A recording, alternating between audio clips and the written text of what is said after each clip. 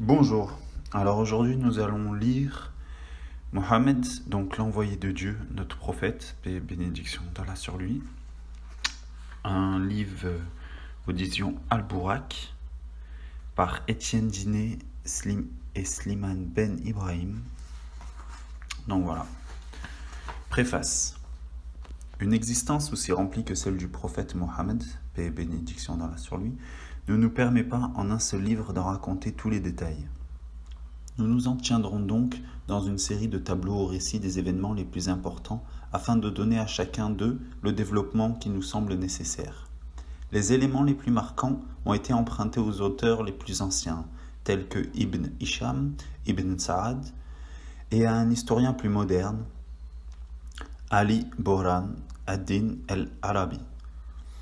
Ce dernier, dans son livre As-Sirat al-Arabiya, a réuni les différentes versions données par les historiens les plus réputés. Et cette remarque suffit pour avertir le lecteur qu'il ne trouvera dans cet ouvrage aucun de ces doctes paradoxes, destructeurs de traditions, dont se sont entichés les orientalistes modernes, dans leur passion de l'inédit.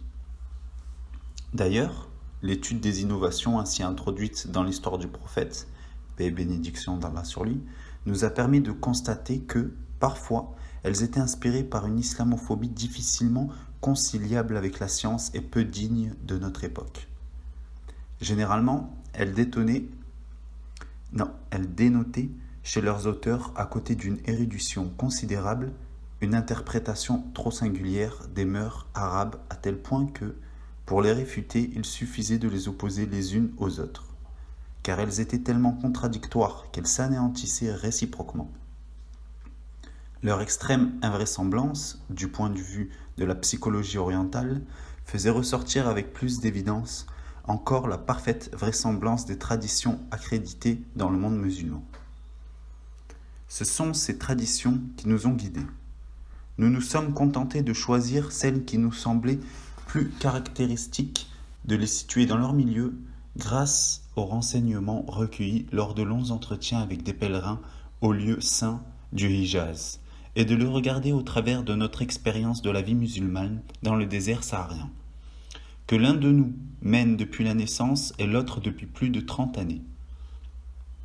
De tous les prophètes fondateurs des religions, Mohammed, paix et bénédiction d'Allah sur lui, est le seul qui, comptant uniquement sur l'évidence de sa mission et sur l'éloquence divine du Coran, put dédaigner le secours des miracles et réaliser ainsi le plus grand de tous, celui que Renan, oubliant l'exemple du prophète, paix et bénédiction d'Allah sur lui, déclarait de toute impossibilité. Le plus grand des miracles, a-t-il dit, en parlant de Jésus, paix et bénédiction d'Allah sur lui, eût été qu'il n'en fit pas. Jamais les lois de l'histoire de la psychologie populaire n'auraient subi une plus forte dérogation. Par contre, nous nous sommes bien gardés de repousser les récits de forme légendaire. La légende est principalement la légende orientale, est un incomparable moyen d'expression, servant à peindre les faits avec des couleurs ineffaçables et un relief saisissant, auquel ne peut prétendre le froid et soi-disant impartial compte-rendu d'un reporter moderne.